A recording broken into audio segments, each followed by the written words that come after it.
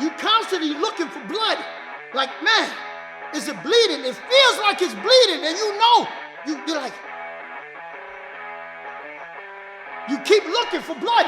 So now, then again, when I did this, boom, his hand is gonna go right here. What protection you got, Kenny? Okay, Professor David got another video for you today. Guys, pay attention. Talking to you. Okay, you're gonna like this one. Don't forget, like it, share it, pass it on, so we can keep this thing going. YouTube requires it. And if you're ever in the neighborhood, guys, if you're ever in our area, come on down. Hang out with us. Work out with us on a Saturday. It's a 3-hour class. So come on down. You're more than welcome. Now back to the video. We're going into mugging, what we call mugging number 2. Man grabbing you with 2 hands. However they get there, they get there. You got 2 hands occupied. Let me show you what to do.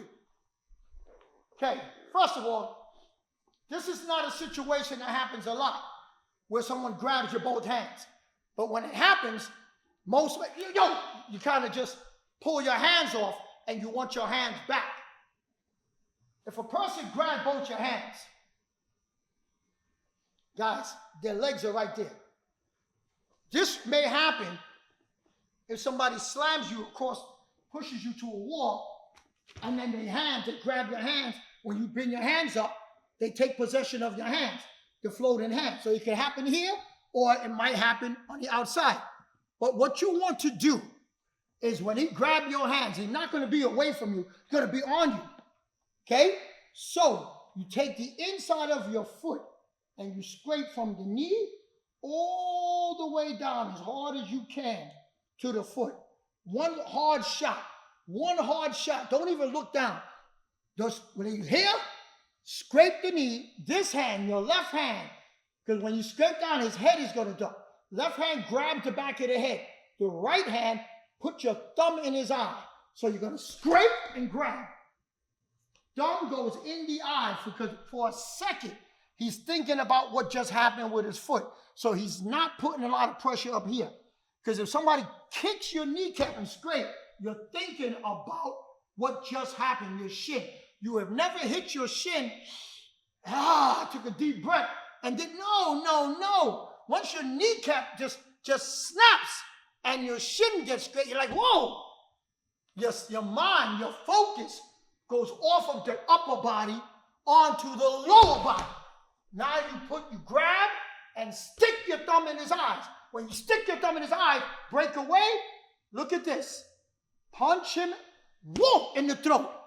This left hand, stick it into the triangle. Here, this is very important. When you stick the left hand, grab again, Kenny, please. After you scrape and grab, boom, into the eye, take the left hand into the triangle. When you go into the triangle, your foot goes into the groin. So you're going into the triangle and into the groin at the same time. So it's this. It's 2 motions. Watch again. It's circular motion, circular motion, circular motion, circular motion. So he's paying attention to the movement on the hand. You're paying attention to this movement on the hand. After I stuck him in the eye, this movement on the hand into the groin. Now you did 2 shots at one time. Now front push kick, easy. The kneecap, push. Front push kick the kneecap. The face is there to knee. The hand is there to stomp. The ear is there to strike. The arm is there to lock. From here, you can let go, grab the wrist, and apply your fingers. You could apply a finger lock. You could do a C-lock, or you could do a finger lock and drag him to the ground and put the lock on. There are so many things going on at one time with mugging number 2. From this, move your hands, kick and scrape, grab, woo, drop, and when you drop, don't punch. When you hit, woo, when you drop, kick. Now, bang, now, front push kick. Now, knee, now strike, now lock, now slide, now lock, now finger lock.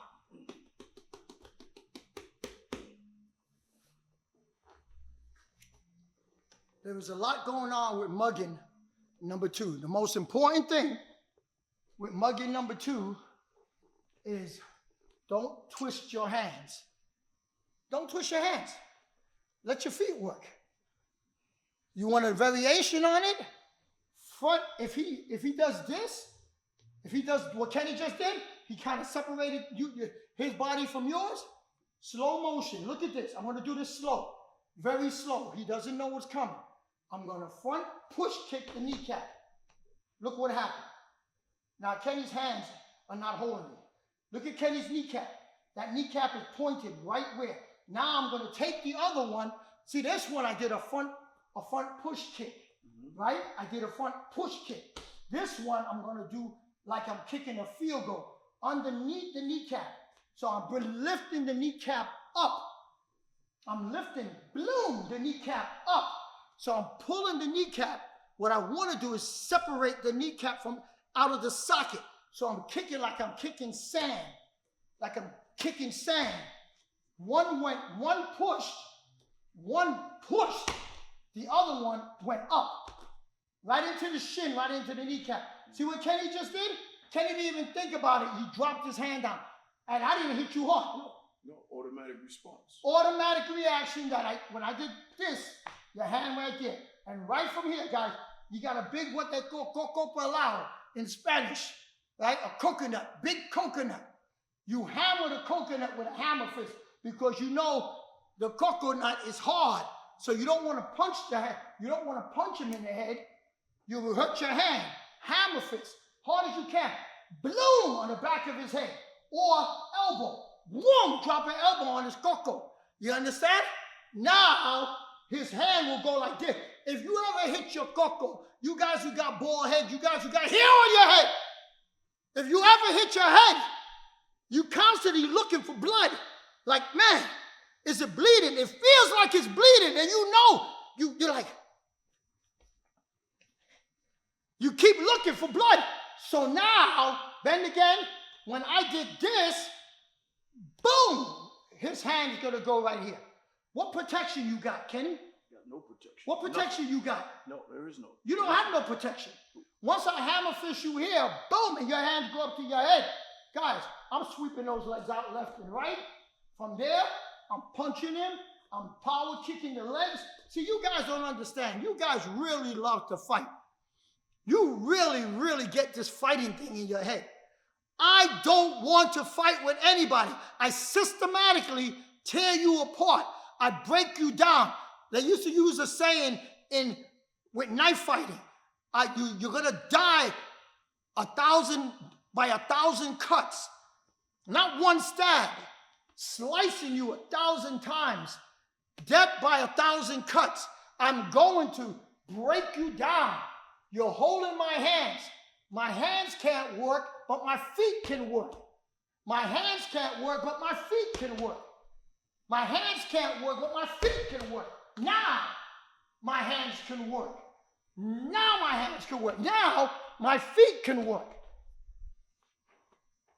You want to grab my body? Grab my body. Here, whack, my knees can work once again. Back into the triangle. Guys, this stuff is, if you understand the mindset and you understand the way of thinking, there's no tough guy in the street that's going to come up to you.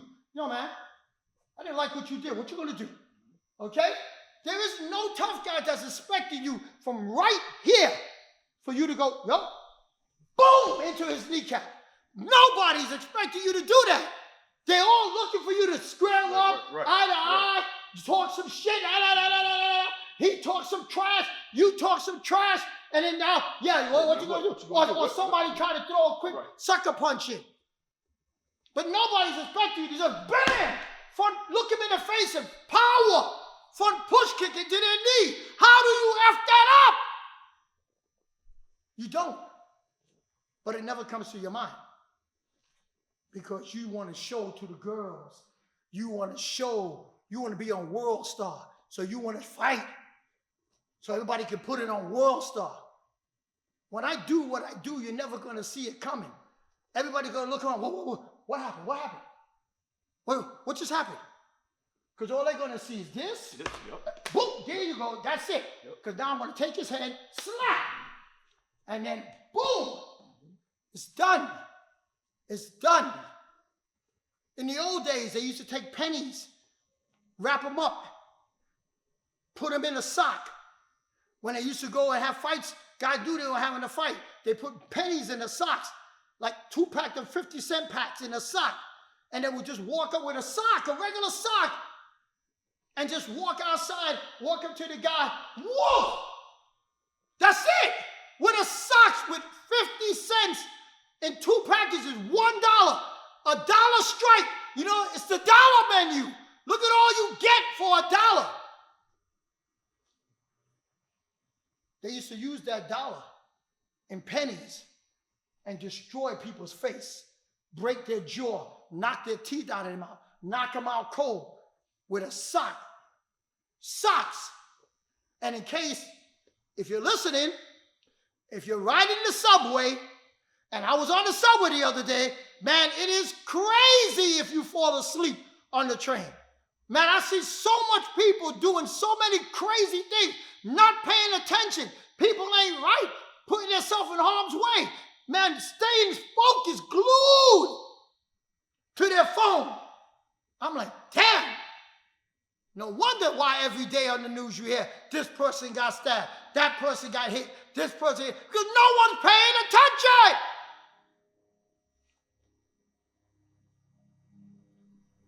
Take a sock, get $1 worth of change, put it in 2 rolls, 50-cent rolls, and that's your self-defense mechanism, okay? Because now, so they're doing bag checks to see if you got a knife, so you have dirty socks. They see your dirty socks in your bag, no big deal. You work out, I got dirty socks. But that dirty sock, tie a knot in it, put that $1 in it, and just believe me, anybody walk up to you, smack, hit them with that dirty socks with $1 in it. And trust me, you're making it back home to your family. That's a bonus. You just got that. That wasn't the technique, that was extra. Kenny, tell them what to do. Don't forget, all of our content is for self-defense purposes only. Don't forget that, guys. Don't forget to like, comment, subscribe, guys. Hit that notification bell.